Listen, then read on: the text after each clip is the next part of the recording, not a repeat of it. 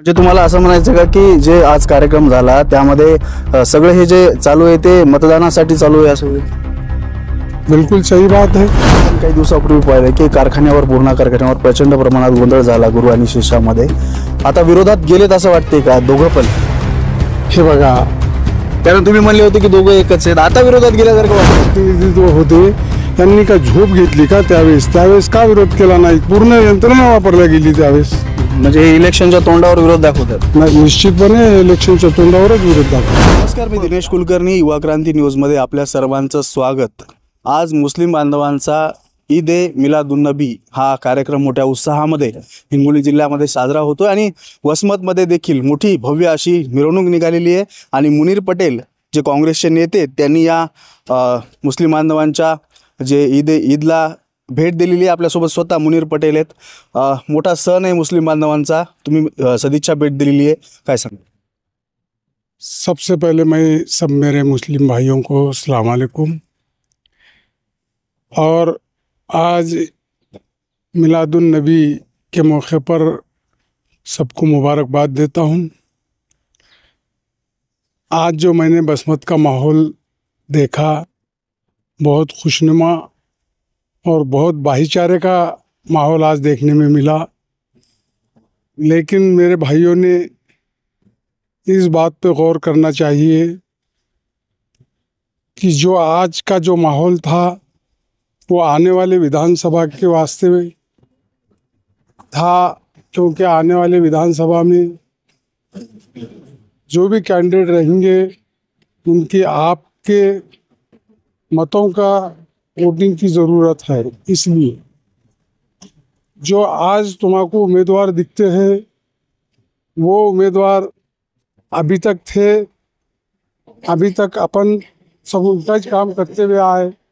लेकिन आज जो बसमत में बैनरबाजी का जो माहौल है वो माहौल को ख़ास तौर पे मेरे भाइयों ने गौर करना चाहिए कि जो लोग जो नेतागण मुसलमान दाढ़ी वाला और टोपी वाला के बैनर पे भी रखना पसंद नहीं करते थे, साथ में लेके घूमना पसंद नहीं करते थे।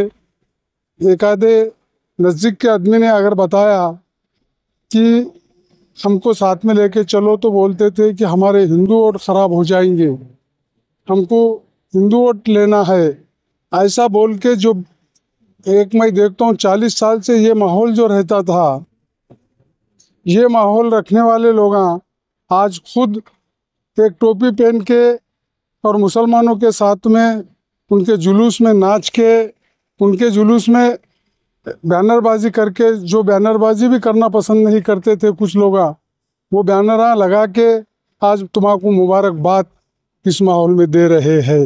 इसकी वजह मैं तो एक ही समझता हूँ कि डॉक्टर बाबा साहेब अम्बेडकर ने जो वोटिंग का अधिकार सबको समान दिया, उसकी वजह ये है। आज अल्लाह के तरफ की बात है, आज अल्लाह ने उनको मजबूर कर दिया है। लेकिन अपन सब लोगों ने भी ये सोचना चाहिए, ये मजबूरी का फ़ायदा उठाना चाहिए।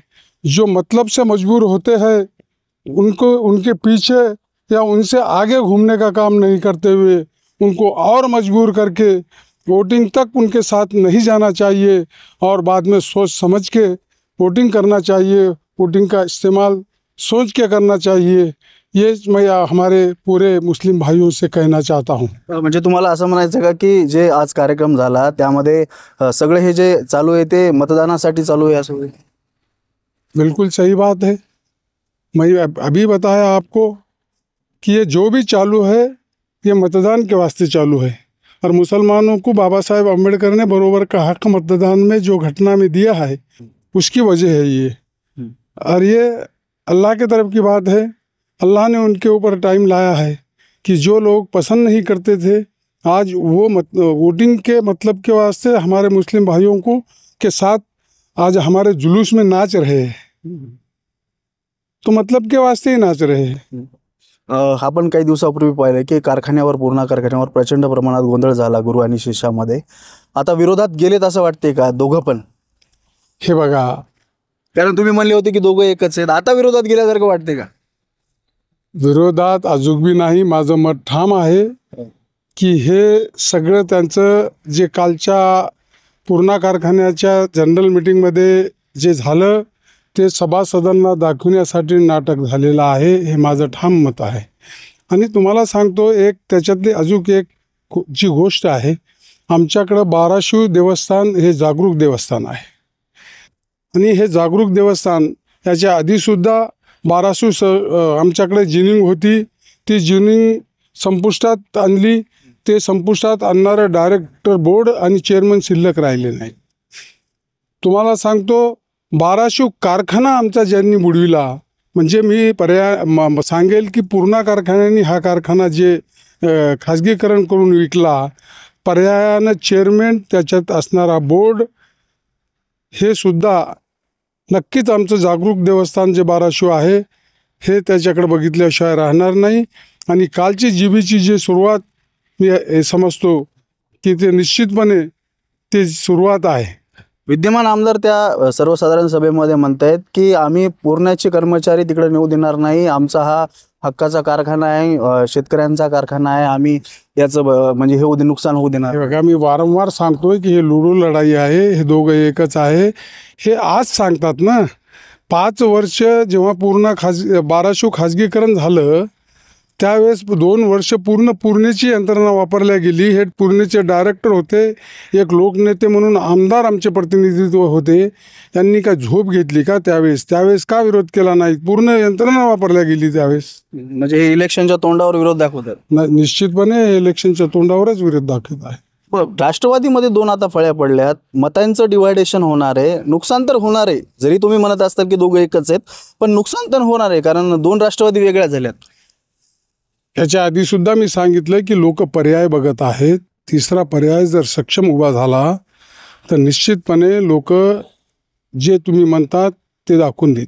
दोघांनी पण पक्ष व्यापलेत, आता तिसरा पर्याय कुठून येणार आहेत? 2 पक्ष जे महत्त्वाचे मानले जातात, राष्ट्रवादी असेल आणि इकडली महायुतीतली राष्ट्रवादी, म्हणजे आता अलायन्समध्ये आता ते झालाय सगळा गोंधळ. आता कोणतं डिवाइड म्हणजे कितीही त्यांनी पर्याय हे खतम केले किंवा त्यांनी पर्याय व्यापून घेतले तरी आखरीच्याला आपण सगळेजण देवाला अल्लाहला मानणारे लोक आहोत. पर्याय निश्चितपणे देव आणि अल्लाह निश्चितपणे अशा लोकांसाठी पर्याय तयार करेल. आता असं वातावरण झाले निर्माण की लोक म्हणतायत पक्ष राहिलाय कुठं, त्याच्यामुळे अपक्ष एखादा उमेदवार निवडून देऊ शकतात का? होऊ शकते. मी याच्या आधीही सांगितलं की जरांगे पाटलांनी जर निर्णय घेतला तर निश्चितपणे हे दोघंही पडू शकतात. जरांगे पाटलाच्या मागं फक्त मराठा समाज म्हणून नाही तर सगळेच समाज या दोघांच्या विरोधामुळे जरांगे पाटलाच्या कॅन्डिडेटकडे जाऊ शकतात. प्रवेश देखील सुरू झालेत विद्यमान आमदारांकडं. ठाकरे गटाला गळती लागली तुमच्या महाविकास आघाडीमधल्या, कारण ठाकरे गटाला ही सीट नको म्हणतायत, म्हणजे देत नसल्यामुळे गळती लागली. आता सगळे राष्ट्रवादी महायुतीमध्ये पळत आहेत. आता काल प्रवेश झाले, तुम्ही पाहिले असतील. मी याआधी सुद्धा सांगितलं की सगळेच पक्षातले जे घटक पक्ष जे आहेत, ज्या या दोन्ही पक्षांनी जागा व्यापल्यामुळं, समजा उदाहरणार्थ राजू नवघरेंनी अजितदादा गटाची जागा व्यापली, त्यामुळं BJP आणि शिंदे गट ह्या दोघं अडचणीत आले. BJPचे बी कार्यकर्ते आज एका जागी नाहीत, ते बिथरलेत. आणि इकडं आघाडीमध्ये आज राष्ट्रवादी मोठे साहेब पवारसाहेबांचा जे गट आहे, समजा दांडेगावकर साहेब यांनी जी जागा घेतली, त्यामुळं काँग्रेस आणि उबाटा गट शिवसेना ह्या दोघांमधले कार्यकर्तेसुद्धा अस्वस्थ आहेत. आणि सगळ्यांना ही गोष्ट माहीत आहे की हे दोघं एकच आहेत म्हणून. आणि सगळ्यांना ही गोष्ट माहीत आहे की हे सोबतचे पक्ष हे दोघंही मिळून, मग ते राजूभैया नवघरे असो की जयप्रकाशजी दांडेगावकर असो, हे दोघंही आपल्या सोबतचे पक्ष नेस्त नाबूद करण्याच्या आधी प्रयत्न करतात. म्हणून दोघीकडलेही कार्यकर्ते ते चलबिचल झालेले आहेत, बिथरलेले आहेत. तिसऱ्या पर्याय जर नाही भेटलं तर निश्चितपणे इकडचे प्रवेश तिकडे, तिकडचे प्रवेश इकडं हे काम होईल. आणि तिसरा पर्याय झालं तर निश्चितपणे सगळ्या दोन्हीकडचे कार्यकर्ते हे तिसऱ्या पर्यायाच्या मागं लागतील. काँग्रेसची भूमिका काय या सर्वांमध्ये? आता तुम्ही काँग्रेसचे ज्येष्ठ नेते आहात, आता काँग्रेस काय निर्णय घेणार आहे? अलायन्समध्ये तुम्हाला तर दांडेगावकर साहेबांचं काम करावं लागेल जर जागा त्यांना गेली तर, अप्रत्यक्षरित्या गेलेली पण आहे. तुमचा निर्णय काय असणार आहे काँग्रेस? तुम्ही अपक्ष उमेदवार देणार आहात का एखादा?